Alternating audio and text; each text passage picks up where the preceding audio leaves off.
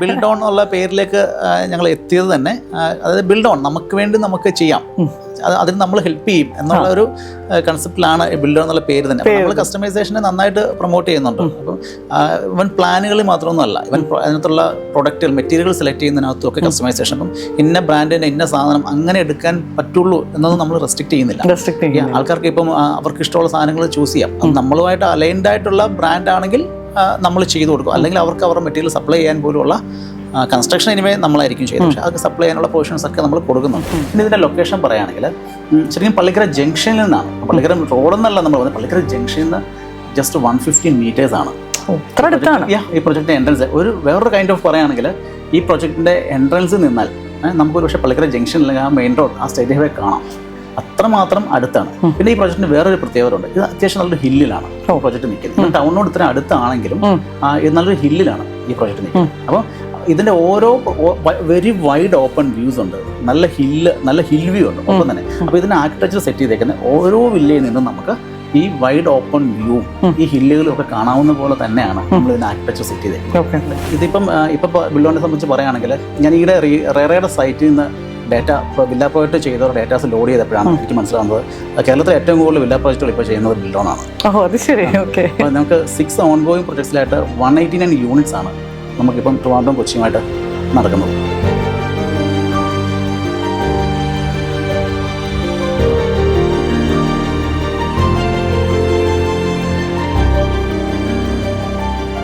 Hi sir.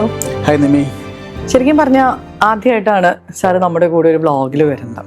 ഇപ്പം ഈ ബിൽഡോൺ എന്ന് പറഞ്ഞിട്ടുള്ള ഈ ഒരു ബ്രാൻഡ് എനിക്ക് തോന്നുന്നു കൊച്ചിയിൽ എവിടെ നോക്കിയാലും നമ്മുടെ ആ ഒരു ഹോർഡിങ്സും കാര്യങ്ങളൊക്കെ കാണാം. കൊച്ചിയിലെ മേജർ സ്പോട്സിലൊക്കെ നമുക്ക് വില്ല പ്രോജക്ട്സും ഉണ്ട്. ഒരു 7 വർഷം കൊണ്ട് എനിക്ക് തോന്നുന്നു ഒരു 8 വില്ല പ്രോജക്ട്സ് നിങ്ങൾ കംപ്ലീറ്റ് ചെയ്ത് ഹാൻഡ് ഓവർ ചെയ്തിട്ടുണ്ട്. അപ്പം അതൊരു 7 വർഷം കൊണ്ടൊക്കെ അത്രയും ചെയ്യാന്നൊക്കെ പറഞ്ഞാൽ ശരിക്കും പറഞ്ഞാൽ വലിയ കാര്യമാണ്. എസ്പെഷ്യലി സാർ ഒരു കോർപ്പറേറ്റ് ബാക്ക്ഗ്രൗണ്ടിൽ നിന്ന് ബിൽഡർ ആയൊരു വ്യക്തിയാണ്. ഇന്നത്തെ ഒരു വ്ളോഗിൽ നമ്മൾ ശരിക്കും പറഞ്ഞാൽ നിങ്ങളുടെ ഇപ്പോഴത്തെ ഏറ്റവും പുതിയ ലോഞ്ച് ആയിട്ടുള്ള നമ്മുടെ ദി വേവ് കാസ്റ്റ് എന്ന് പറഞ്ഞിട്ടുള്ള വില്ല പ്രോജക്റ്റിന്റെ വിശേഷങ്ങളാണ് മെയിനായിട്ട് നമ്മൾ നോക്കാൻ പോകുന്നത്. സാർ ആദ്യമായിട്ട് വന്നതുകൊണ്ട് എനിക്ക് തോന്നുന്നു സാറിൻ്റെ ഒരു പ്രൊഫൈലിൽ നിന്ന് നമുക്ക് സ്റ്റാർട്ട് ചെയ്യാം. എങ്ങനെയാണ് സാർ ഈ ഒരു ഇൻഡസ്ട്രിയിൽ എത്തിയത്? കാരണം ഒരു കോർപ്പറേറ്റ് ബാക്ക്ഗ്രൗണ്ടിൽ ഇത്രയും നാൾ വർക്ക് ചെയ്തിട്ട് വളരെ സക്സസ്ഫുള്ളായൊരു ബിൽഡറായിട്ട് സാർ എങ്ങനെ ഇപ്പം നമ്മുടെ മുമ്പിൽ ഇങ്ങനെ ഇരിക്കുകയാണ്. അപ്പോൾ ആ ഒരു പ്രൊഫൈലും കാര്യങ്ങളും നോക്കിയാലോ? Thank you Nimi, thank you for inviting me. എൻ്റെ പേര് രഞ്ജിത് കുമാർ. ഞാൻ എറണാകുളം കാക്കനാട് സെറ്റിൽഡ് ആണ്. ഞാൻ IT ബാക്ക്ഗ്രൗണ്ടിൽ നിന്നാണ് റിയൽ എസ്റ്റേറ്റിലേക്ക് ബിൽഡറായത്. ശരിക്കും കൺസ്ട്രക്ഷൻ എൻ്റെ ഫാമിലി ബിസിനസ്സാണ്. അപ്പോൾ ഫാമിലി ബിസിനസ് എന്ന് പറയുമ്പം ഒരു പാരമ്പര്യമായിട്ടുള്ള ഉണ്ടെന്ന് തന്നെ പറയാം. ഗ്രാൻഡ് ഫാദറായിട്ട് സ്റ്റാർട്ട് ചെയ്തതാണ്. അപ്പോൾ ഗ്രാൻഡ് ഫാദറായിട്ട് സ്റ്റാർട്ട് ചെയ്യുന്ന പറയുമ്പോൾ ഗ്രാൻഡ് ഫാദർ ഒരു വലിയ കോൺട്രാക്ടറോ ബിൽഡറോ അങ്ങനെ ഒരാളല്ല. ആള് നാട്ടിലെ സിവിൽ വർക്കുകൾ ചെയ്യുന്ന ഒരാളാണ്. അപ്പം എൻ്റെ ഫാദറിന്റെ സ്ഥലം പത്തനംതിട്ടയാണ്, തിരുവല്ല അടുത്ത്. ശരിക്കും ഒരു ഗ്രാമപ്രദേശമാണ്. അപ്പോൾ അവിടെ ആളെ അറിയപ്പെടുന്നത്, ആളുടെ പേര് നാരായണൻ എന്നാണെങ്കിലും നാരായണൻ മേസ്ത്രി എന്നാണ് ആളെ അവിടെ അറിയപ്പെടുന്നത്. പിന്നീട് ഫാദറിന്റെ കാലഘട്ടത്തിൽ അത് കോൺട്രാക്ട് ബിസിനസ്സിലേക്ക് വന്നു. പിന്നെ ഞാൻ ഇതിലേക്ക് എത്തുന്നത് ശരിക്കും ഫാദറിന്റെ മരണശേഷമാണ്. ഞങ്ങൾ 3 ബ്രദേഴ്സാണ്. അപ്പോൾ അതിൽ യങ്ങർ ബ്രദർ ഫാദറിന്റെ കൂടെ വർക്കിൽ അസിസ്റ്റ് ചെയ്യുന്നുണ്ട് ആ സമയങ്ങളിൽ. അപ്പം ഫാദർ മരിച്ചതിന് ശേഷം നമുക്ക് കുറേയധികം ഓൺഗോയിങ് വർക്കുകളുണ്ട് നമ്മുടെ നാട്ടിൽ. ഓക്കെ. അപ്പോൾ ആ വർക്കുകളൊക്കെ ഞാനും ബ്രദറും കൂടെ ആ സമയത്ത് കംപ്ലീറ്റ് ചെയ്തെന്ന് പറയുമ്പം അന്ന് ആൾക്കാർക്ക് കുറച്ച് കൺസേൺസ് ഉണ്ട്. അപ്പം നമ്മളത് ചെയ്യുന്നു. അപ്പം ഫാദറിന്റെ മരണം പെട്ടെന്ന് സംഭവിച്ചതാണ്. ഒരു കാർഡിയാക് അറസ്റ്റായിട്ട് പെട്ടെന്ന് മരണം സംഭവിച്ചതാണ്. അപ്പം പെട്ടെന്ന് നമ്മളത് ബാക്കിയുള്ള വർക്കുകളൊക്കെ നമ്മൾ ഏറ്റെടുത്ത് ഫാദറായിട്ട് കമ്മിറ്റ്മെന്റ്സ് ഉള്ളതാണ്, നമുക്കത് എന്തായാലും തീർത്തേ പറ്റുള്ളൂ. ആ സമയത്ത് ഞാൻ ഇൻഫോ പാർക്കിൽ EY എന്ന് പറഞ്ഞ കമ്പനിയിൽ വർക്കിംഗ് ആണ്. പക്ഷെ ഞാൻ നാട്ടിലോട്ട് ഫ്രീക്വന്റ് ട്രാവൽ ചെയ്യുമായിരുന്നു, ബ്രദറും ഉണ്ടായിരുന്നു. അങ്ങനെയാണ് ആ വർക്കുകളൊക്കെ നമ്മൾ കംപ്ലീറ്റ്. ഈ വർക്കുകൾ കംപ്ലീറ്റ് ചെയ്ത സമയത്ത് നമ്മളോട് ചോദിക്കുന്നുണ്ട് ആൾക്കാർ, ഇത്രയും വർഷമായിട്ട് ഇപ്പം എൻ്റെ നാടിനെ സംബന്ധിച്ച് ഒരുപാട് വർക്കുകൾ, നല്ലൊരു പേഴ്സൻറ്റേജ് വർക്കുകൾ ഫാദറും ഗ്രാൻഡ് ഫാദറും ഒക്കെ കംപ്ലീറ്റ് ചെയ്തതാണ്. അപ്പോൾ നിങ്ങൾക്ക് ഇത് കണ്ടിന്യൂ ചെയ്ത് കൂടെ എന്നുള്ള ക്വസ്റ്റ്യൻ ആൾക്കാർ നമ്മളോട് ചോദിക്കുന്നുണ്ട്. ഒപ്പം തന്നെ നമുക്കും അങ്ങനെ തോന്നിയിട്ടുണ്ട്, നമുക്ക് എന്തെങ്കിലുമൊക്കെ ചെയ്ത് കണ്ടിന്യൂ ചെയ്ത് കൂടെ എന്നൊരു തോട്ട് നമുക്ക് തീർച്ചയായിട്ടും ചെറുപ്പം തൊട്ട്. അപ്പോൾ നമ്മുടെയൊക്കെ ചെറുപ്പം തൊട്ട് നമ്മൾ കാണുന്നതും കേൾക്കുന്നതൊക്കെ സിവിലും സിവിൽ പരമായ ആർക്കിടെക്ചറും കാര്യങ്ങളൊക്കെ തന്നെയാണ്. പക്ഷെ പിന്നെ മറ്റൊരു കാര്യമുള്ളത്, ഞാൻ IT കൂടുതലും വർക്ക് ചെയ്തത് ടെക്നോപാർക്ക് കഴക്കൂട്ടവും ഇൻഫോ പാർക്ക് കൊച്ചിയുമാണ്.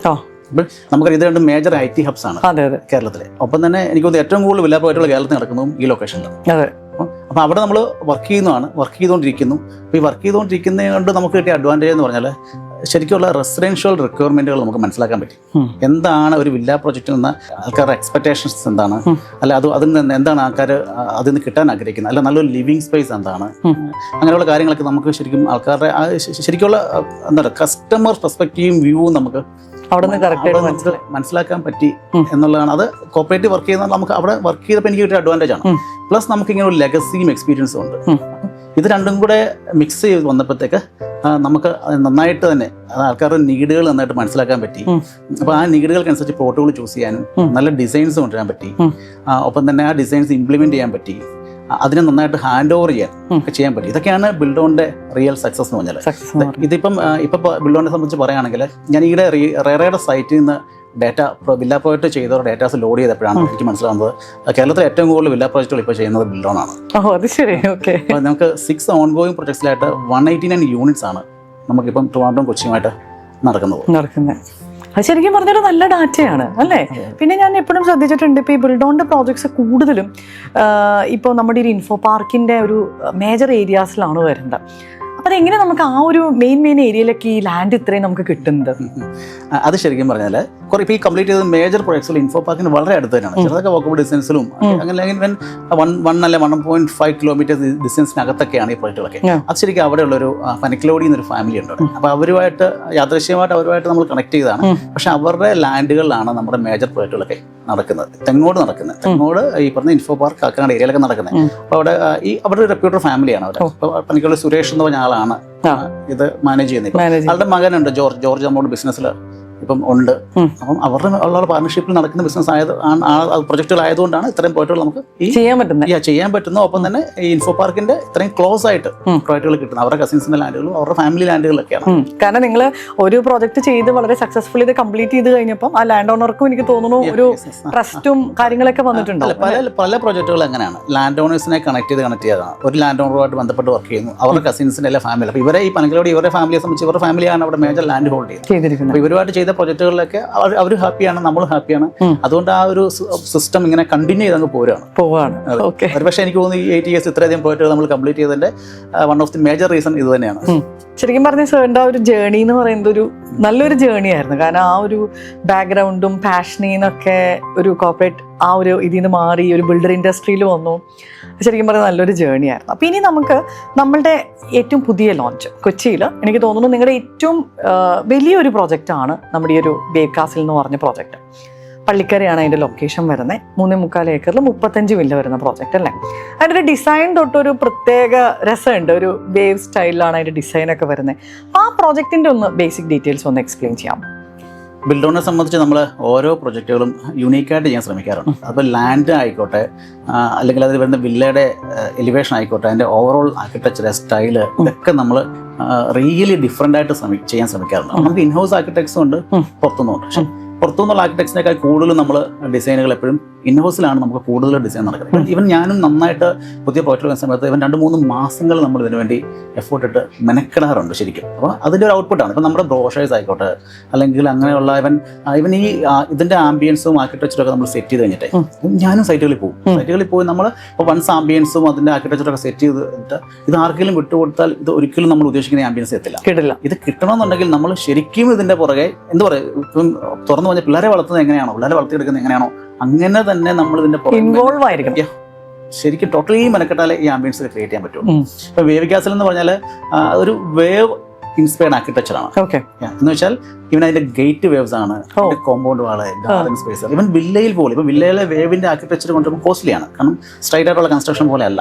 ചരിവുകളും തിരിവുകളും ഒക്കെ വരുമ്പോൾ നമുക്ക് അത് ബിൽഡ് ചെയ്തെടുക്കാൻ സമയങ്ങളും ഒക്കെ വേണം. പക്ഷെ എങ്കിലും നമ്മൾ അത് ഒരു വേവ് ആർക്കിടെക്ചർ ടോട്ടലി നമ്മൾ കൊണ്ടുവന്നത് ആ ഒരു വേവ്സിന്റെ ഭംഗിയൊക്കെയാണ്. പിന്നെ ഇതിന്റെ ലൊക്കേഷൻ പറയുകയാണെങ്കിൽ ശരിക്കും പള്ളിക്കര ജംഗ്ഷനിൽ നിന്നാണ്, പള്ളിക്കര റോഡെന്നല്ല നമ്മൾ പറഞ്ഞത്, പള്ളിക്കര ജംഗ്ഷനിൽ നിന്ന് ജസ്റ്റ് 150 meters ആണ് ഈ പ്രൊജക്ടിന്റെ എൻട്രൻസ്. വേറൊരു കൈൻഡ് ഓഫ് പറയുകയാണെങ്കിൽ ഈ പ്രൊജക്ടിന്റെ എൻട്രൻസിൽ നിന്നാൽ നമുക്കൊരു പക്ഷേ പള്ളിക്കര ജംഗ്ഷൻ അല്ലെങ്കിൽ ആ മെയിൻ റോഡ്, ആ സ്റ്റേറ്റ് ഹൈവേ കാണാം. അത്രമാത്രം അടുത്താണ്. പിന്നെ ഈ പ്രൊജക്ടിന് വേറൊരു പ്രത്യേകത ഉണ്ട്. ഇത് അത്യാവശ്യം നല്ലൊരു ഹില്ലിലാണ് പ്രൊജക്ട് നിൽക്കുന്നത്. ടൗണിനോട് ഇത്ര അടുത്താണെങ്കിലും ഇത് നല്ലൊരു ഹില്ലിലാണ് ഈ പ്രൊജക്ട് നിൽക്കുന്നത്. അപ്പോൾ ഇതിന്റെ ഓരോ വെരി വൈഡ് ഓപ്പൺ വ്യൂസ് ഉണ്ട്, നല്ല ഹിൽ വ്യൂ ഉണ്ട് ഒപ്പം തന്നെ. അപ്പോൾ ഇതിന് ആർക്കിടെക്ചർ സെറ്റ് ചെയ്തേക്കുന്ന ഓരോ വില്ലയിൽ നിന്നും നമുക്ക് ഈ വൈഡ് ഓപ്പൺ വ്യൂവും ഈ ഹില്ലുകളും ഒക്കെ കാണാവുന്ന പോലെ തന്നെയാണ് നമ്മൾ ഇതിന് ആർക്കിടെക്ചർ സെറ്റ് ചെയ്തേക്കുന്നത്. ഓക്കെ, ശരിക്കും പറഞ്ഞാൽ ഈ വേവ് കാസിൽ എന്ന് പറഞ്ഞ ഒരു പ്രോജക്റ്റ് അതിന്റെ ലൊക്കേഷൻ എന്ന് പറഞ്ഞാൽ ഒന്നും പറയാനില്ല. കാരണം പള്ളിക്കര ജംഗ്ഷനിൽ 150 മീറ്റർ എന്ന് പറഞ്ഞു കഴിഞ്ഞാൽ ഒത്തിരി അപ്കമിങ് ആയിട്ടുള്ള ഡെവലപ്മെന്റ്സ് വരുന്ന ഒരു ലൊക്കേഷനാണ്. അപ്പൊ ശരിക്കും പറഞ്ഞാൽ 3.25 ഏക്കറിൽ നമുക്ക് 35 വില്ലേ വരുന്നുള്ളൂ എന്നാണ് സർ പറഞ്ഞത്. അപ്പോൾ അതെനിക്ക് തോന്നുന്നു കുറച്ച് നല്ല രീതിയിൽ ഓപ്പൺ ഏരിയയും കാര്യങ്ങളൊക്കെ വരുന്നുണ്ടെന്ന് തോന്നുന്നു അല്ലേ? യെസ്, നമുക്ക് ഈ 3.25 ഏക്കറിനകത്ത് 1 ഏക്കറോളം സ്പേസ് ഓപ്പൺ സ്പേസ് ആണ്. അത് പിന്നെ അതുകൊണ്ട് റോഡുകൾക്കൊക്കെ ഞങ്ങൾ അതുകൊണ്ട് തന്നെ ഈ 1 ഏക്കറോളം ഓപ്പൺ സ്പേസ് ഉള്ളതുകൊണ്ട് റോഡുകൾക്കൊക്കെ നമുക്ക് നല്ല വിഡ്ത് കൊടുക്കാൻ പറ്റിയിട്ടുണ്ട്. മെയിൻ റോഡൊക്കെ 7 മീറ്റേഴ്സ് ആണ് നമുക്ക് കൊടുത്തിരിക്കുന്നത്. അപ്പൊ നമുക്ക് 5 സെന്റാണ് ലാൻഡ്. 5 സെന്റ് മിനിമം 5 സെന്റ് താഴെ ലാൻഡുകൾ നമ്മൾ പ്രൊവൈഡ് ചെയ്യാറില്ല. അപ്പോൾ ഒരു ലാൻഡ് എക്സ്റ്റെൻഡ് ഒരുപാട് വില്ലകൾ വരാനുള്ള സാധ്യതയുണ്ട്. അപ്പൊ അങ്ങനെ വന്നാൽ ലക്ഷറി എന്നുള്ള ഫീൽ നഷ്ടപ്പെടും. അതുകൊണ്ട് നമ്മളിപ്പോൾ 5 സെന്റ് ആൻഡ് എബോ ആണ് നമ്മളെപ്പോഴും കമ്മ്യൂണിക്കേറ്റ് ചെയ്യുന്നത്. അപ്പൊ നമുക്ക് ഒരു 1.30 ഓൺവേർഡ്സ് ആണ് ഇതിന്റെ പ്രൈസിംഗ് വരുന്നത്. അതെനിക്ക് ലോഞ്ച് ഓഫർ ആണ് അല്ലേ? തീർച്ചയായിട്ടും ലോഞ്ച് ഓഫർ ആണ്. നമ്മുടെ പ്രോജക്റ്റുകളെ സംബന്ധിച്ച് ഞാൻ ഓൾറെഡി പറഞ്ഞല്ലോ, നമുക്ക് IT ബന്ധപ്പെട്ടാണ് നമ്മൾ കൂടുതലും സെല്ലിംഗ് നടക്കുന്നത്. അപ്പോൾ എവിടെ നമ്മൾ പ്രോജക്റ്റ് ഓപ്പൺ ചെയ്താൽ ഒരു 30-40% നമുക്ക് ബുക്കിംഗ് ഉണ്ടാവും. റെഫറൻസിലൊക്കെ ആണ് നമ്മുടെ കൂടെ വർക്ക് ചെയ്തവരും അവിടുന്ന് വരുന്ന കണക്ട് ചെയ്യുന്ന റെഫറൻസുകളൊക്കെ ആയിട്ടാണ് ഇത് ലോഞ്ച് ഓഫർ ആയിട്ടാണ് നമ്മൾ 1.30 കൊടുക്കുന്നത്. നമുക്ക് മിനിമം വില്ലയുടെ സ്ക്വയർ ഫീറ്റ് എത്ര സ്റ്റാർട്ട് ചെയ്യുന്നത്? 2000 സ്ക്വയർ ഫീറ്റ് ആണ്. ഇപ്പൊ ഇനിഷ്യൽ സ്റ്റേജ് ആയതുകൊണ്ട് നമുക്ക് കസ്റ്റമൈസ് ചെയ്യാനുള്ള പോർഷൻസ് ഉണ്ട്. നിങ്ങൾക്ക് ഇൻസൈഡ് ആർക്കിടെക്ട്സ് ഉള്ളതുകൊണ്ട് അല്ലേ നമുക്ക് അതൊക്കെ കസ്റ്റമൈസ് ചെയ്യാനുള്ള ഇൻസൈഡ് നമുക്ക് നല്ലൊരു ആർക്കിടെക്ചർ ടീം തന്നെയുണ്ട്. നിലവിൽ നമുക്ക് ഫ്രണ്ട് എലിവേഷൻ മാത്രം യൂണീക്ക് ആയിട്ട് നിർത്തിയിട്ട് ഇൻസൈഡ് കസ്റ്റമൈസ് ചെയ്യാനുള്ള പോർഷൻസ് ലോഞ്ച് ടൈമിലൊക്കെ നമുക്ക് അങ്ങനെ ഓപ്ഷൻസ് ഉണ്ട്. ഞങ്ങളെ സംബന്ധിച്ച് വില്ല പ്രോജക്റ്റുകൾ ഞങ്ങൾ ഏകദേശം ഒരേപോലെ തന്നെയാണ് കംപ്ലീഷൻ ചെയ്യുന്നത്. 2 ഫേസ് ആയിട്ടാണ് ഈ പ്രോജക്റ്റ് പോകുന്നത്. ഫസ്റ്റ് ഫേസ് തീർന്നെങ്കിൽ മാത്രമേ സെക്കൻഡ് ഫേസിലേക്ക് പോകുള്ളൂ. അപ്പോൾ ഈ ഫസ്റ്റ് ഫേസിന്റെ കംപ്ലീഷൻ എന്ന് പറഞ്ഞാൽ ഞങ്ങളിപ്പോൾ ഡേറ്റ് പറഞ്ഞിട്ടുണ്ടെങ്കിൽ അത് മൊത്തം കസ്റ്റമൈസ് ചെയ്ത് കൊടുക്കാൻ വേണ്ടി വെയിറ്റ് ചെയ്യില്ല. അപ്പം ഒരു സെറ്റ് ഓഫ് കസ്റ്റമൈസിനെ സെല് ചെയ്ത് കഴിഞ്ഞാൽ റിമൈനിങ് ഞങ്ങൾ തന്നെ ബിൽഡ് ചെയ്യാണ്. ഞങ്ങൾ തന്നെ അപ്പം പിന്നെ അവിടെ കസ്റ്റമൈസേഷൻസ് ഉള്ള സ്കോപ്പ് ഇല്ല. അപ്പം പക്ഷേ ഇനിഷ്യൽ സ്റ്റേജിൽ നമുക്ക് ഈ പറഞ്ഞ പോലെ 1.30 എന്നുള്ള ഓഫറും ഉണ്ട്, പ്ലസ് കസ്റ്റമൈസേഷൻ ഉള്ള പ്രൊവിഷൻസും ഉണ്ട്. എനിക്ക് തോന്നുന്നു ആ പേര് തന്നെ അങ്ങനെയാണ് വരുന്നത്, ബിൽഡ് ഓൺ. ബിൽഡ് ഓൺ എന്നുള്ള പേരിലേക്ക് ഞങ്ങൾ എത്തിയത് തന്നെ അതായത് ബിൽഡ് ഓൺ നമുക്ക് വേണ്ടി നമുക്ക് ചെയ്യാം, അതിന് നമ്മൾ ഹെൽപ്പ് ചെയ്യും എന്നുള്ള ഒരു കൺസെപ്റ്റിലാണ് ബിൽഡ് എന്നുള്ള പേര് തന്നെ. നമ്മൾ കസ്റ്റമൈസേഷനെ നന്നായിട്ട് പ്രൊമോട്ട് ചെയ്യുന്നുണ്ട്. അപ്പം ഇവൻ പ്ലാനുകളിൽ മാത്രമൊന്നുമല്ല, ഇവൻ അതിനകത്തുള്ള പ്രൊഡക്റ്റുകൾ മെറ്റീരിയൽ സെലക്ട് ചെയ്യുന്നതിനകത്തും ഒക്കെ കസ്റ്റമൈസേഷൻ. അപ്പം ഇന്ന ബ്രാൻഡിന് ഇന്ന സാധനം അങ്ങനെ എടുക്കാൻ പറ്റുള്ളൂ എന്നൊന്നും നമ്മൾ റെസ്ട്രിക്ട് ചെയ്യുന്നില്ല. ആൾക്കാർക്ക് ഇപ്പം അവർക്ക് ഇഷ്ടമുള്ള സാധനങ്ങൾ ചൂസ് ചെയ്യാം. നമ്മളുമായിട്ട് അലൈൻഡ് ആയിട്ടുള്ള ബ്രാൻഡ് ആണെങ്കിൽ നമ്മൾ ചെയ്തു കൊടുക്കും. അല്ലെങ്കിൽ അവർക്ക് അവരുടെ മെറ്റീരിയൽ സപ്ലൈ ചെയ്യാൻ പോലുള്ള കൺസ്ട്രക്ഷൻ എനിവേ നമ്മളായിരിക്കും ചെയ്യുന്നത്. പക്ഷേ അത് സപ്ലൈ ചെയ്യാനുള്ള പോർഷൻസ് ഒക്കെ നമ്മൾ കൊടുക്കുന്നുണ്ട്. ആൾക്കാർക്ക് പെയിന്റിന്റെ കളറുകൾ മാറ്റുന്നതിനകത്തോ അതിന്റെ തീമുകൾ മാറ്റുന്നതിനകത്തോ ഒക്കെ യാതൊരുവിധ പ്രശ്നങ്ങളില്ല. അവർക്ക് ചെയ്യാം നമ്മൾ അതിനെ പ്രൊമോട്ട് ചെയ്യും. നമ്മളെ സംബന്ധിച്ച് നമ്മൾ മനസ്സിലാക്കുന്നത് നമ്മൾ ഇതിന്റെ എക്സ്പെർട്ടുകളാണ്. ഇത്രയധികം ബിൽഡിങ്ങുകൾ നമ്മൾ ഓരോ വർഷവും കംപ്ലീറ്റ് ചെയ്ത് പോകുന്നതാണ്. Last year build on 52 villas ആണ് ഹാൻഡ് ഓവർ ചെയ്തത് കൊച്ചി ആൻഡ് ട്രിവാൻഡ്രം. അപ്പോൾ ഇത്രയും ബിൽഡിങ്ങുകൾ ഹാൻഡ് ഓവർ ചെയ്തതിന്റെ എക്സ്പീരിയൻസും എക്സ്പെർട്ടൈസും ഒക്കെ നമുക്കുണ്ട്. അത് കസ്റ്റമറോട് നമ്മൾ തീർച്ചയായിട്ടും കമ്മ്യൂണിക്കേറ്റ് ചെയ്യാറുണ്ട്. അപ്പോൾ അവരൊരു വേറൊരു next level of living space and living experience ആണ് നമ്മൾ കൊടുക്കുന്നത്. ഇനിയിപ്പോ നമുക്കെന്ന് പറഞ്ഞാൽ ഈ ഒരു പ്രോജക്റ്റിന്റെ മേജർ അമ്യൂണിറ്റീസ് നമ്മൾ എന്തൊക്കെ പ്രൊവൈഡ് ചെയ്യും? നമുക്ക് 30+ അമ്യൂണിറ്റീസ് ഉണ്ട് ഇതിനകത്ത്. ഇപ്പൊ ഇൻഫോ പാർക്കിലൊക്കെ ചിലപ്പോഴും കുട്ടികളുണ്ടാവും, ഒരു 35 to 45 ആ ഒരു ഏജ് ഓഫ് കാറ്റഗറികൾ ആൾക്കാരാണ് എപ്പോഴും വില്ലുകൾ മേടിക്കുന്നത്. അപ്പോൾ ഇവരെ സംബന്ധിച്ച് എപ്പോഴും ഒരു 10 വയസ്സിന് താഴെയുള്ള കുട്ടികളെ ഉണ്ടാവും എല്ലാ പ്രോജക്റ്റുകളും. അതുകൊണ്ട് തന്നെ നമ്മൾ നല്ലൊരു സ്പേസ് ഇതിനകത്ത് പ്ലേ ഏരിയയ്ക്ക് വേണ്ടി മാറ്റി വെച്ചിട്ടുണ്ട്. ഇപ്പം ഞാൻ പറഞ്ഞല്ലോ 3.75 ഏക്കേഴ്സ് 1 ഏക്കറോളം സ്പേസ് ഓപ്പൺ സ്പേസ് ആണ്. അപ്പോൾ അതിനകത്ത് നല്ലൊരു സ്പേസ് പ്ലേ ഏരിയ ഉണ്ട്. ഒരു 150 സീറ്റിംഗ് കപ്പാസിറ്റി ഉള്ള ക്ലബ് ഹൗസ് ഉണ്ട് നമുക്ക്. പിന്നെ ബാഡ്മിന്റൺ കോർട്ട്. അപ്പം നമ്മൾ ബാഡ്മിന്റൺ കോർട്ട് 2 ബാഡ്മിന്റൺ കോർട്ട് ഉണ്ട്. ലേഡീസിന് എക്സ്ക്ലൂസീവായ ബാഡ്മിന്റൺ കോർട്ട് നമ്മൾ അത് പ്രൊവൈഡ് ചെയ്യുന്നുണ്ട്. അതുകൊണ്ട് തന്നെ അമ്യൂണിറ്റീസ് എല്ലാം തന്നെ ഒരു പ്രീമിയം ലൈഫ് സ്റ്റൈലിന് ആവശ്യമുള്ള എല്ലാ അമ്യൂണിറ്റീസും എല്ലാം കൊടുക്കുന്നത്. ഇപ്പം നമ്മുടെയൊക്കെ ഏത് പ്രോജക്റ്റിലേക്ക് വന്നാലും എൻട്രൻസ് ഏരിയ എപ്പോഴും നമ്മൾ വേക്കൻ്റ് ആയിരിക്കും. അങ്ങനെ പ്രൊജക്റ്റിലേക്ക് എൻട്രി ചെയ്യുന്ന ഏരിയയിൽ നമ്മൾ അങ്ങനെ വില്ലകൾ ചെയ്യിക്കാറില്ല. അവിടെയാണ് നമ്മൾ കൂടുതൽ ഓപ്പൺ സ്പേസും ഫിഷ് പോണ്ടുകൾ അങ്ങനെയുള്ള അമ്യൂണിറ്റീസ് ഒക്കെ പോകുന്നത്. അപ്പം ഒരു എന്താ പറയുക, ഒരു കയറി വരുമ്പോൾ തന്നെ ഒരു വില്ല വന്ന് കമ്മ്യൂണിറ്റി മൊത്തത്തിൽ അടഞ്ഞു പോയ ഫീലുകൾ നമ്മൾ വരുത്താറില്ല. എൻട്രൻസിലെ പ്ലോട്ടുകൾ എപ്പോഴും വേക്കൻ്റ് ആയിരിക്കും. അത് നമ്മൾ കോമൺ ഏരിയ ആയിരിക്കാം. അവിടുന്ന് കഴിഞ്ഞിട്ടാണ് പിന്നെ നമ്മൾ വില്ലയും കാര്യങ്ങളൊക്കെ അത് കഴിഞ്ഞിട്ട് മാത്രമേ നമ്മൾ വില്ലയും കാര്യങ്ങളൊക്കെ പ്രൊവൈഡ് ചെയ്യും. ഈ വില്ലകൾ അങ്ങനെ ചെയ്യുന്നതിന് പോലും നമുക്കിപ്പം നമ്മൾ കസ്റ്റമറോട് എല്ലാം കമ്മ്യൂണിക്കേറ്റ് ചെയ്യാറുണ്ട്. ഞങ്ങൾ ലാൻഡായിട്ടൊന്നും സെല് ചെയ്യാറില്ല. ഒരു വില്ലയിൽ ഞങ്ങൾ ലാൻഡ് സെല് ചെയ്യാറില്ല. എല്ലാം നമ്മൾ വില്ലയായിട്ട് തന്നെ നമ്മൾ കൊടുക്കാറുള്ളൂ. അപ്പം അതിനകത്ത് തന്നെ നമ്മൾ പറയാറുണ്ട് എല്ലാ വീടുകളും 4 meters main normal set back 3 meters. പക്ഷേ 4 മീറ്റേഴ്സിന്റെ ബാക്കിലേക്ക് എല്ലാ വീടുകളും ഇരിക്കാൻ പാടുള്ളൂ.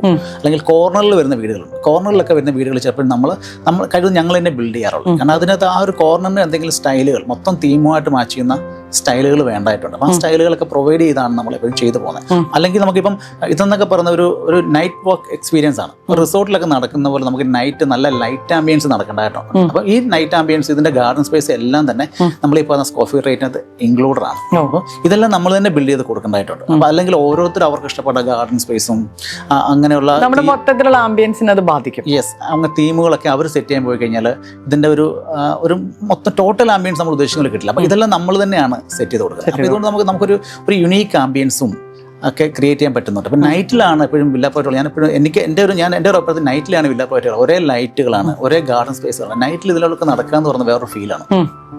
നമ്മൾ ബിൽഡോണിൻ്റെ വില്ല പ്രോജക്റ്റുകളിൽ നമുക്ക് യുണീക്ക് ഫാക്ടേഴ്സ് കുറേ അധികം ഉണ്ട്. എങ്കിൽ നമ്മുടെ ഡിസൈൻസ് ആണ്. നമുക്ക് ഫ്രണ്ട് എലിവേഷൻ എന്നൊക്കെ പറഞ്ഞാൽ നമ്മൾ ശരിക്കും ക്രിയേറ്റീവ് ആൻഡ് ഇന്നോവേറ്റീവ് ആയിട്ടാണ് നമ്മൾ ഓരോ വീടുകളുടെയും ഓരോ വില്ല പ്രോജക്റ്റുകളുടെയും ഫ്രണ്ട് എലിവേഷൻസ് ഡിസൈൻ ചെയ്യുന്നത്. നോർമലി വില്ല പ്രോജക്റ്റുകളുടെ എലിവേഷൻസ് ആൾക്കാർ അങ്ങനെ ഒരു ചെറിയ എന്തെങ്കിലും ഒരു കണ്ടംപററി ലുക്കിലാണ് ആൾക്കാർ അങ്ങ് ചെയ്തു പോകുന്നത്. പക്ഷെ നമ്മൾ അങ്ങനെയല്ല. നമ്മളതിനെ ശരിക്കും ഒരു പുതിയ കോൺസെപ്റ്റുകളും പുതിയ ഡിസൈൻസുകളാണ് നമ്മൾ ചെയ്തെടുക്കുന്നത്. അപ്പോൾ അത് നമ്മൾ ഓരോ ഡിസൈൻസ് വരുമ്പോഴും നമ്മൾ തന്നെ അതിനെ ഭയങ്കരമായി എൻ്റർടൈൻ ചെയ്താണ് ചെയ്യുന്നത്. അപ്പോൾ നമ്മളത് വളരെ സമയങ്ങൾ ഓരോ പ്രോജക്റ്റുകളുടെ ഡിസൈനൊക്കെ വേണ്ടിയിട്ട് നമ്മൾ സ്പെൻഡ് ചെയ്യാറുണ്ട്. അപ്പോൾ അതിന് നമുക്കൊരു സെപ്പറേറ്റ് ടീം തന്നെ വർക്ക് ചെയ്യുന്നു. പുതിയ പ്രോജക്റ്റുകൾ വരുമ്പോഴല്ല ശരിക്കും പറഞ്ഞാൽ നമുക്ക് നല്ല ഡിസൈൻസുകൾ എവിടെ കണ്ടാലും നമ്മൾ എന്താണ് അതിൽ നിന്ന് നമുക്ക് എന്ത് ചെയ്യാൻ പറ്റും. ഒരു ആർട്ടിക് മെൻറ്റാലിറ്റി എന്ത് ചെയ്താലും, വില്ല പ്രോജക്റ്റുകൾ എന്ത് ചെയ്താലും ഒരു ആർട്ടിക് മെൻറ്റാലിറ്റി ചെയ്യണം എന്നുള്ളത്. അപ്പോൾ അത് ക്ലബ് ഹൗസ് ചെയ്താലും റോഡുകൾ ചെയ്താലും എന്ത് ചെയ്താലും നമ്മളതിനെ അതൊരു കോസ്റ്റ് എന്നുള്ള അവിടെ സെക്കൻഡറിയാണ്. കോസ്റ്റിന് അല്ലെങ്കിൽ ഇപ്പം സമയത്ത് ഇപ്പം പ്രൊജക്ട് മാനേജ്മെന്റിനെ സംബന്ധിച്ച് കോസ്റ്റ് അല്ലെങ്കിൽ ടൈം, ക്വാളിറ്റി ഇതൊക്കെ ഇമ്പോർട്ടൻ്റ്. പക്ഷെ നമ്മളെ സംബന്ധിച്ച് നമ്മൾ കുറച്ച് സമയം കൂടെ എടുത്താൽ അത് ഒരു ഭംഗിയായിട്ട് ഫിനിഷ് ചെയ്യാം, ഏറ്റവും ഭംഗിയായിട്ട് ഫിനിഷ് ചെയ്യുക എന്നൊരു ആറ്റിറ്റ്യൂഡിലാണ് ഈ ബിൽഡോണിന്റെ എൻ്റെ ടീം വർക്ക് ചെയ്യുന്നത്. അങ്ങനെയാണ്. അല്ലെങ്കിൽ നമുക്ക് അതിനകത്തൊരു സാറ്റിസ്ഫാക്ഷൻ കുറവാണ്. അപ്പോൾ ഇതിനേക്കാളൊക്കെ ഉപരിയായിട്ട് നമ്മളിത് എൻജോയ് ചെയ്യുന്നവരാണ്. പ്രൊജക്റ്റുകൾ ചെയ്യണം, വിൽക്കണം, അതൊക്കെ ശരിയാണ്. ആൾക്കാർക്ക് ഹാൻഡ് ഓവർ ചെയ്യണം. പക്ഷെ ആൾക്കാരതിനകത്ത് നല്ല കമ്മ്യൂണിറ്റി ആയിട്ട് ആൾക്കാരെ ജീവിക്കുന്ന കാണുമ്പോൾ നമുക്ക് ഭയങ്കര സന്തോഷമുണ്ട്. പിന്നെ ആ ഡിസൈൻസ് ഒക്കെ ഇപ്പം നമ്മുടെ പ്രോജക്റ്റ് ഡിസൈൻസ് ഒക്കെ നമ്മൾ ഇവൻ ഹാൻഡ് ഓവറിന് ശേഷവും നമ്മൾ എൻജോയ് ചെയ്യുന്നവരാണ്. അപ്പം നമ്മുടെ ടീമിനോട് പറയുന്നത് തന്നെ ഓരോ വീടും നമ്മുടേതായിട്ട് ചെയ്യാനാണ് നമ്മൾ പറയുന്നത്. ഇപ്പം നമ്മൾ ഹാൻഡ് ഓവർ ചെയ്ത് കഴിയുമ്പോൾ ആരെങ്കിലും താമസിക്കട്ടെ, ആര് താമസിക്കുന്നു എന്നുള്ളതല്ല പ്രശ്നം. നമ്മുടേതാണ് എന്നുള്ള വിചാരത്തിലാണ് നമ്മൾ ഓരോ ബിൽഡിങ്ങുകളും ചെയ്യുന്നുണ്ടെങ്കിൽ പിന്നെ ഇവിടെ ആൾക്കാർ നമ്മളത് ഉപദേശിക്കേണ്ട ആവശ്യമൊന്നുമില്ല. നമ്മുടേതാണെങ്കിൽ അങ്ങനെ ഏതാണോ നമ്മുടെ എന്നുള്ള ഫീല്. അപ്പോൾ നമ്മൾ പ്രൊജക്റ്റുകളെ കാണുന്നതൊക്കെ അങ്ങനെ വീട് അസോസിയേഷന് പ്രൊജക്റ്റുകൾ ഹാൻഡ് ഓവർ ചെയ്തുകൊണ്ടോ നമ്മൾ വീണ്ടും അതിൻ്റെ ഭംഗികളും ഒക്കെ ആസ്വദിക്കാറുണ്ട്. അപ്പോൾ ഇങ്ങനെ ആസ്വദിക്കുമ്പോൾ നമ്മൾ ശരിക്കും നമ്മൾ അതിനകത്തിട്ട് ആ എഫേർട്ടുകളെ പറ്റി നമ്മൾ ആലോചിക്കാറുണ്ട്. അതുകൊണ്ട് ഇപ്പം നന്നായിട്ട് അതിനെ കാണാൻ പറ്റുന്നു എന്നുള്ളതാണ്. അപ്പം നമ്മളിത് ഇപ്പം എന്നെയൊക്കെ സംബന്ധിച്ച് ഞാനൊക്കെ ഫുൾ ടൈം ഇതിനകത്ത് എൻഗേജ്ഡ് ആണ്. അപ്പം ഫുൾ ടൈം എൻഗേജ്ഡ് എന്ന് പറയുമ്പം ഇപ്പം നമ്മളെ സംബന്ധിച്ച് ഫുൾ ടൈം ജോലി ചെയ്യാൻ പോകുന്ന എന്നുള്ള ഫീലൊന്നുമില്ല. നമ്മളത് അത്രത്തോളം നമ്മുടെ ഒരു പാഷൻ, അത്രത്തോളം എൻജോയ് ചെയ്താണ് നമ്മളിതിൻ്റെ വർക്കുകളൊക്കെ ഇൻവോൾവ് ആയത്. അത് ബിൽഡോണിനെ സംബന്ധിച്ച് നമുക്ക് ഇത്രയധികം പ്രോജക്റ്റുകൾ ഞങ്ങൾക്ക് ഇത്രയും പെട്ടെന്ന് വിറ്റെടുക്കാനും അല്ലെങ്കിൽ ആൾക്കാർ നമ്മളെ ഡിസൈൻസുകളൊക്കെ ഇഷ്ടപ്പെടുന്നതിന് ഒരു മേജർ റീസൺ നമ്മുടെ ഈ ഒരു എന്താ പറയുക ഒരു അൺകണ്ടീഷണഡ് ആയിട്ടുള്ള ഒരു ഇതിനു വേണ്ടിയുള്ള എഫേർട്ട്. കാരണം ഞാൻ ശ്രദ്ധിച്ചിട്ടുണ്ട്, ഇപ്പം നമ്മൾ ഈ കണ്ടംപററിയിൽ തന്നെ നമ്മളുടെ ഡിസൈൻസ് കുറേ കൂടി ഡിഫറെൻ്റ് ആയിട്ട് എനിക്ക് എപ്പോഴും തോന്നിയിട്ടുണ്ട്. ഇപ്പം നമ്മൾ ഈ പറഞ്ഞ ദി വേവ് കാസ്റ്റിൽ എന്ന് പറഞ്ഞ ഈ പ്രൊജക്റ്റ് പോലും അതൊരു കണ്ടംപററി ഡിസൈൻ ആണ്. പക്ഷെ അതിൽ കുറേ എന്താ പറയുക വെറൈറ്റി ആയിട്ടുള്ള കുറേ എലമെന്റ്സ് കൊണ്ടുവരാനായിട്ട് നിങ്ങൾ ആ ഒരു ഡിസൈനിൽ ആക്ച്വലി നോക്കിയിട്ടുണ്ട്. അപ്പോൾ അത് ആക്ച്വലി നല്ലൊരു കാര്യമാണ്. അതിനി മുന്നോട്ടും പുതിയ വെറൈറ്റി പുതിയ കോൺസെപ്റ്റ്സ് കൊണ്ടുവരാൻ പറ്റട്ടെ. ഇപ്പോൾ പ്രൊജക്റ്റുകൾ വൺസ് നമ്മൾ ബ്രോഷേഴ്സ് ഡിസൈൻസ് ഒക്കെ ആയതിനു ശേഷവും നമുക്ക് എന്തെങ്കിലും കാര്യങ്ങൾ ചേഞ്ച് വരുത്തണമെന്നുണ്ടെങ്കിൽ ചേഞ്ച് വരുത്തണം ആസ് പെർ ദ റൂൾ അനുസരിച്ച് എല്ലാ കസ്റ്റമറോടും നമ്മൾ കമ്മ്യൂണിക്കേറ്റ് ചെയ്യണം. പക്ഷെ നമ്മൾ അങ്ങനെ പോലും ചെയ്യാറുണ്ട്. അതിലും ഭംഗിയായിട്ട് ഇങ്ങനെ ആണെന്നുണ്ടെങ്കിൽ അപ്പോൾ എക്സിസ്റ്റിംഗ് ആയിട്ടുള്ള എല്ലാ കസ്റ്റമേഴ്സിനോടും നമ്മൾ അതിൻ്റെ കാര്യങ്ങൾ മീറ്റിംഗ് വിളിച്ചു കൂട്ടി പറഞ്ഞിട്ട് നമ്മളത് ചെയ്യാറുണ്ട്. അപ്പോൾ ഇങ്ങനെ കുറച്ച് ചെയ്താൽ നല്ലതായിരിക്കും. അപ്പോൾ അവരുടെ നല്ല ഫീഡ്ബാക്കാണ് വരുന്നത്. നമ്മൾ അങ്ങനെ പോലും മാറ്റി ചെയ്യാറുണ്ട്. ഇനി നമുക്ക് അറിയേണ്ട കാര്യങ്ങൾ എന്ന് പറഞ്ഞാൽ ഇപ്പം സാർ ഇത്രയും പ്രോജക്ട്സ് കംപ്ലീറ്റ് ചെയ്തതുകൊണ്ട് നമുക്കറിയാം എല്ലാ ലീഗലും കാര്യങ്ങളും ഒക്കെ പക്കയാക്കിയിട്ടാണ് ചെയ്യാന്നുള്ളത്. എന്നാലും നമ്മുടെ ഇതൊരു മാൻഡേറ്ററി ക്വസ്റ്റ്യൻ ആയതുകൊണ്ടാണ് നമുക്ക് ഇതിൻ്റെ ഒരു ലീഗൽ സൈഡ് ഒന്ന് എക്സ്പ്ലെയിൻ ചെയ്യാം. നമ്മുടെ എല്ലാ പ്രൊജക്റ്റുകളും റെറ അപ്രൂവ്ഡ് പ്രൊജക്റ്റുകളാണ്. ഇപ്പോൾ റെറയെ നമ്മൾ കാണുന്നത് ഇത് വലിയൊരു അനുഗ്രഹമായിട്ടാണ് റെറ എന്നുള്ളതിനെ നമ്മളൊക്കെ കാണുന്നത്. കാരണം കസ്റ്റമറിനെ സംബന്ധിച്ച് ഏറ്റവും സുതാര്യമായിട്ട് ഇൻവെസ്റ്റ്മെൻറ്റ് നടത്താം. അവർക്ക് യാതൊരു കൺസേൺസോ പേടിയോ ഒന്നും ആവശ്യമില്ല. ഇപ്പോൾ ഒരു ബിൽഡറിനെ സംബന്ധിച്ച് ഒരു ലീഗൽ അതിപ്പോൾ ലാൻഡ് ആയിക്കോട്ടെ, മറ്റ് ലോക്കൽ ബോഡിയിൽ നിന്ന് കിട്ടുന്ന അപ്രൂവൽ ആയിക്കോട്ടെ, അങ്ങനെ എന്ത് ലീഗൽ ഡോക്യുമെൻറ്റ്സ് ഉണ്ടോ ഈ ലീഗൽ ഡോക്യുമെൻറ്റ്സ് എല്ലാം ഒരു ബിൽഡറിനെ സംബന്ധിച്ച് റെറയുടെ സൈറ്റിലേക്ക് അപ്ലോഡ് ചെയ്യേണ്ടതായിട്ടുണ്ട്. അപ്ലോഡ് ചെയ്തിട്ട് റെറ അത് വെരിഫൈ ചെയ്തെങ്കിൽ മാത്രമേ നമുക്ക് പ്രൊജക്റ്റിന് റെറയുടെ അപ്രൂവൽ കിട്ടുള്ളൂ. ഈ പേപ്പേഴ്സ് എല്ലാം നമ്മൾ ഏതൊക്കെ ഡോക്യുമെൻറ്റ്സ് ആണോ നമ്മൾ റെറയിലേക്ക് കൊടുക്കുന്നത്, അല്ലെങ്കിൽ നമുക്ക് ലാൻഡുമായി ബന്ധപ്പെട്ട ഏതൊക്കെ ഡോക്യുമെൻറ്റ്സ് നമ്മളിലുണ്ടോ ഈ ഡോക്യുമെൻറ്റ്സ് എല്ലാം ഏതൊരാൾക്കും ഡൗൺലോഡ് ചെയ്ത് വെരിഫൈ ചെയ്യാം. അതിന് നമ്മൾ ലീഗൽ ഒപ്പീനിയൻസ് ഒക്കെ ഉണ്ടാവും, എല്ലാ കാര്യങ്ങളും ഉണ്ടാവും. അപ്പോൾ കസ്റ്റമറിനെ സംബന്ധിച്ച് വളരെ സുതാര്യമായിട്ട് ട്രാൻസ്പെറന്റ് ആണല്ലോ, വളരെ ട്രാൻസ്പെറന്റ് ആണ്. പിന്നെ അതുപോലെ തന്നെ ഇൻവെസ്റ്റ്മെന്റ് പാർട്ട്, കസ്റ്റമേഴ്സ് നമുക്ക് പേയ്മെന്റ് തരുന്നു. ഈ പേയ്മെന്റ് റെറയുടെ എസ്ക്രോ അക്കൗണ്ടിലാണുള്ളത്. ഒരു ബിൽഡർ നമുക്ക് നല്ല ഒരു ബിൽഡറിന് അത് എടുത്ത് സ്പെൻഡ് ചെയ്യാൻ പറ്റില്ല. അത് ചെയ്യണമെന്നുണ്ടെങ്കിൽ അതിന്റെ വർക്കിന്റെ പ്രോഗ്രസും കംപ്ലീഷനും ഒക്കെ ചാർട്ടർ അക്കൗണ്ടന്റും ആർക്കിടെക്റ്റും ഒക്കെ ഓഡിറ്റ് ചെയ്ത് അതിന്റെ ഡീറ്റെയിൽസ് ബാങ്കിന് കൊടുത്തെങ്കിൽ മാത്രമേ ബാങ്ക് ആ പേയ്മെന്റ് തരൂ. അപ്പം റെറ എന്ന് പറഞ്ഞാൽ അത്രത്തോളം നല്ലതാണ്. നമുക്ക് എല്ലാ കാര്യങ്ങളും വളരെ ട്രാൻസ്പെറന്റ് ആയിട്ട് ചെയ്തു പോകാൻ പറ്റുന്നുണ്ട്. അതുപോലെ നമ്മുടെ ബാങ്ക് അപ്രൂവൽസ് ഏതൊക്കെയാണ് സാറേ വരുന്നത്? HDFC SBI ഒക്കെ അപ്രൂവ്ഡ് ആണ്. നമ്മുടെ വേവിക്കാസിലൊക്കെ HDFC ഒക്കെ ഓൾറെഡി അപ്രൂവ്ഡ് ആണ്. SBI ഒക്കെ പല ലോണിലും ഓൾറെഡി അതിനകത്ത് ചെയ്തു. പിന്നെ നമുക്ക് ഈ ഒരു ലാൻഡ്, അത് നമുക്ക് ഒറിജിനൽ ലാൻഡ് അല്ലേ വരുന്നത്? അതെ, തീർച്ചയായിട്ടും. ഇത് ശരിക്കും ഒരു ഹില്ലാണ്. നല്ല ആ ഹില്ല ഞങ്ങൾ വളരെ ഭംഗിയായിട്ട് അതിന്റെ ആർക്കിടെക്ചർ സെറ്റ് ചെയ്തിട്ടുണ്ട്. അത് തീർച്ചയായും ഒറിജിനൽ ലാൻഡാണ്. ഓക്കെ, ഫ്ലഡ് എഫക്റ്റഡ് അങ്ങനത്തെ ഫ്ലഡ് എഫക്റ്റഡ് ഒന്നും ഡിസ്കഷൻ ഈ കാക്കനാടിനെയും പള്ളിക്കരയും സംബന്ധിച്ച് അങ്ങനെ ഡിസ്കഷൻ തന്നെ ആവശ്യമില്ല എന്നാണ് ഞാൻ മനസ്സിലാക്കുന്നത്. ഫ്ലഡ് എഫക്റ്റഡ് ഏരിയ അല്ലത്. അത്രയും നല്ലൊരു ഒറിജിനൽ ലാൻഡ്, അത്രയും നല്ല ഒറിജിനൽ ലാൻഡാണ്. അത്രയും വ്യൂ, ഞാൻ വൈഡ് ഓപ്പൺ വ്യൂ ഉള്ള ഹിൽ ഏരിയ. പിന്നെ നമുക്ക് ഇപ്പൊ ശരിക്കും പറഞ്ഞാൽ സാർ ഇപ്പോൾ ഒത്തിരി വില്ലകൾ ഹാൻഡ് ഓവർ ചെയ്തിട്ടുണ്ടല്ലോ. സാർ തന്നെ പറഞ്ഞല്ലോ, റെറയിൽ നോക്കുകയാണെങ്കിൽ ആ ഒരു ഡാറ്റയൊക്കെ സാർ പറഞ്ഞല്ലോ. അപ്പോൾ ശരിക്കും പറഞ്ഞാൽ നമുക്ക് എന്തെങ്കിലും ഡിസ്പ്യൂട്ട്സോ അങ്ങനത്തെ കാര്യങ്ങളോ റെറയിൽ ഉണ്ടോ? ഇല്ല, അത് ആർക്കും പരിശോധിക്കാവുന്നതാണ്. ഒരു കസ്റ്റമറുമായി ബന്ധപ്പെട്ട് നമുക്ക് റെറയിൽ നിന്നല്ല എവിടെ ഒരു കംപ്ലൈൻറ്റുകളും ഇല്ല. ഇപ്പം ഈ പറഞ്ഞ പോലെ ആശയപ്രശ്നങ്ങളൊക്കെ ഉണ്ടായിട്ടുണ്ട്.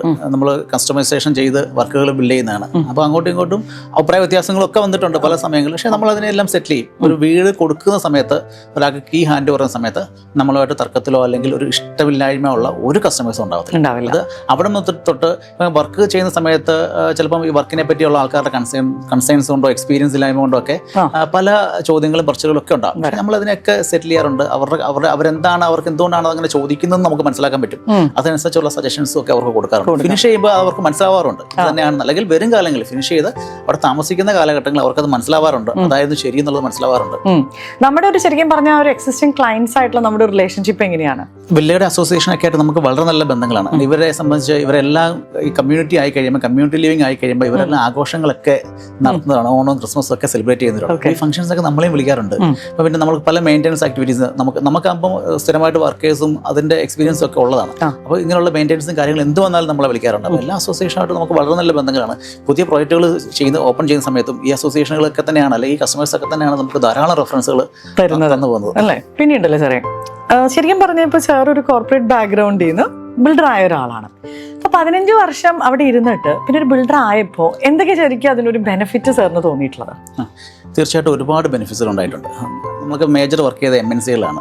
ഇവിടെയാണെങ്കിലും പുറത്തൊക്കെയാണെങ്കിലും MNC-കളാണ് വർക്ക് ചെയ്തത്. അപ്പോൾ എനിക്കിപ്പം നമ്മളിപ്പം 189 യൂണിറ്റ്സ് ആണ്, ഇൻഡിവിജ്വൽ നമ്പർ ഓഫ് യൂണിറ്റ്സ് വില്ലകളാണ് നമ്മളിപ്പം എക്സിക്യൂട്ട് ചെയ്യുന്നത്. അപ്പോൾ ഇത് ഓരോ മെഷർമെൻറ്റുകളാണ്. അപ്പോൾ നമ്മൾ കസ്റ്റമൈസേഷൻ അലോ ചെയ്യുന്നുണ്ട്, വാസ്തു ഒക്കെ കറക്റ്റ് ചെയ്ത് പല മെഷർമെൻറ്റുകളാണ്. എനിക്കൊന്ന് ഒരു പക്ഷേ ഇത്ര അപ്പാർട്ട്മെൻറ്റ് ചെയ്യുന്നതിൻ്റെ എഫോർട്ടാണ് ഇത്രയും വീടുകൾ നമ്മൾ ചെയ്യുക എന്ന് പറയുന്നത്. അപ്പോൾ ഇതിന് കൃത്യമായിട്ടുള്ള പ്രോസസ്സും സിസ്റ്റവും ഞങ്ങൾക്ക് ഇംപ്ലിമെൻറ്റ് ചെയ്യാൻ പറ്റിയെന്നുണ്ട്. അത് MNC-കളുടെ കൾച്ചറിൽ നിന്ന് വന്നുകൊണ്ടാണ് ചെയ്യാൻ പറ്റുന്നതാണ് ഞാൻ വിശ്വസിക്കുന്നത്. അപ്പോൾ നമുക്കിപ്പം ഒരു എൻക്വയറി കിട്ടുന്നിടം മുതൽ ഒരു വില്ല ഹാൻഡ് ഓവർ ചെയ്യുന്നിടം വരെയുള്ള ആ ഒരു പ്രോസസ്സ് അതിനെ കൃത്യമായിട്ട് സിസ്റ്റമാറ്റിക് ആക്കിയിട്ടുണ്ട്. അപ്പോൾ അതിനിടയ്ക്ക് നമുക്ക് ചെക്ക് ലിസ്റ്റുകൾ, ഒരുപാട് ചെക്ക് ലിസ്റ്റ്, കൺസ്ട്രക്ഷൻ്റെ ഫേസിലൊക്കെ ഒരുപാട് ചെക്ക് ലിസ്റ്റുകൾ നമ്മൾ ഇംപ്ലിമെൻറ്റ് ചെയ്തിട്ടുണ്ട്. അപ്പോൾ ഈ ചെക്ക് ലിസ്റ്റുകളിലൊക്കെ കൃത്യമായിട്ട് വെരിഫൈ ചെയ്തിട്ടാണ് ഓരോ ലെവലിൽ അപ്രൂവൽ ചെയ്യുന്നത്. ഒരു ഇൻഡിവിജ്വൽ QC ടീം ഉണ്ട് നമുക്ക്. ആ QC ടീം റിപ്പോർട്ട് ചെയ്യുന്നത് എനിക്ക് തന്നെയാണ്. ഇപ്പോഴും QC റിപ്പോർട്ട് ചെയ്യുന്നത് എനിക്ക് തന്നെയാണ്. അപ്പോൾ ഞാനിപ്പോൾ ഇത്രയും യൂണിറ്റുകൾ നടക്കുന്നെങ്കിൽ നമ്മൾ ശരിക്കും സമാധാനത്തോടെ ഇരിക്കാൻ പറ്റുന്നത് എന്തുകൊണ്ടാണെന്ന് വെച്ചാൽ ഈ പറയുന്ന സിസ്റ്റവും പ്രോസസ്സും കൃത്യമായി ഇംപ്ലിമെൻറ്റ് ചെയ്തേക്കുന്നതുകൊണ്ടാണ്. അതിനൊപ്പം തന്നെ നമുക്കൊരു ഇന്റേണൽ ഓഡിറ്റ് ടീമിനെ നമ്മൾ സെറ്റ് ചെയ്തിട്ടുണ്ട്. അപ്പോൾ ഈ പ്രോസസ്സുകൾ കൃത്യമായി നടക്കുന്നുണ്ടോ എന്നുള്ളത് ഈ ഓഡിറ്റ് ടീമാണ് കൃത്യമായിട്ട് വെരിഫൈ ചെയ്യുന്നത്. അപ്പോൾ നമ്മൾ ആദ്യമൊക്കെ ഇത് ശരിക്കും നമുക്ക് എംപ്ലോയീസിനിടയിലൊക്കെ ഇത്തരം പ്രോസസ് സിസ്റ്റം കൊണ്ട് കുറച്ച് ബുദ്ധിമുട്ടാണ്. കാരണം ഈ ആൾക്കാർക്ക് ഇതൊരു പുതിയ കൺസെപ്റ്റ് ആയതുകൊണ്ട് ആൾക്കാർ പെട്ടെന്ന് ഇതിനെ അങ്ങോട്ട് അക്സെപ്റ്റ് ചെയ്യും. ഇതിൻ്റെയൊക്കെ ആവശ്യമുണ്ടോ, അല്ലെങ്കിൽ നമ്മൾ ഒരുപാട് സമയങ്ങളൊക്കെ ഇതിന് കളയുന്നുണ്ട്, അങ്ങനെയൊക്കെയുള്ള ചോദ്യങ്ങളൊക്കെ. പക്ഷേ ഇത് വൺസ് ഇതിൻ്റെ ബെനിഫിറ്റ്സുകൾ കിട്ടിക്കഴിയുമ്പോൾ നമുക്ക് മിസ്റ്റേക്സുകൾ കുറയ്ക്കാൻ പറ്റും. ഒരു ഇഷ്യൂ അല്ലെങ്കിൽ മിസ്റ്റേക്സ് സംഭവിച്ചു എന്നിരിക്കട്ടെ എന്തെങ്കിലും, അത് വീണ്ടും അപ്പോൾ നമ്മുടെ ചെക്ക് ലിസ്റ്റിലേക്ക് ആ ഇഷ്യൂ വീണ്ടും നമ്മളത് വെരിഫൈ ചെയ്യണം, അത് ചെക്ക് ലിസ്റ്റിലേക്ക് ആഡ് ചെയ്യും. അപ്പോൾ ഇഷ്യൂ വീണ്ടും ഉണ്ടാവില്ല. അപ്പോൾ നമ്മളിപ്പോൾ പറഞ്ഞു നമ്മൾ 8 years ആയിട്ട് നമ്മൾ വർക്ക് ചെയ്യും. അപ്പോൾ 8 years ആയിട്ടുള്ള നമ്മുടെ എക്സ്പീരിയൻസും എക്സ്പെർട്ടൈസും ഒക്കെ എന്താ വെച്ചാൽ നമ്മുടെ ഈ ചെക്ക് ലിസ്റ്റുകളിലും നമ്മുടെ സിസ്റ്റത്തിലും ഉണ്ട്.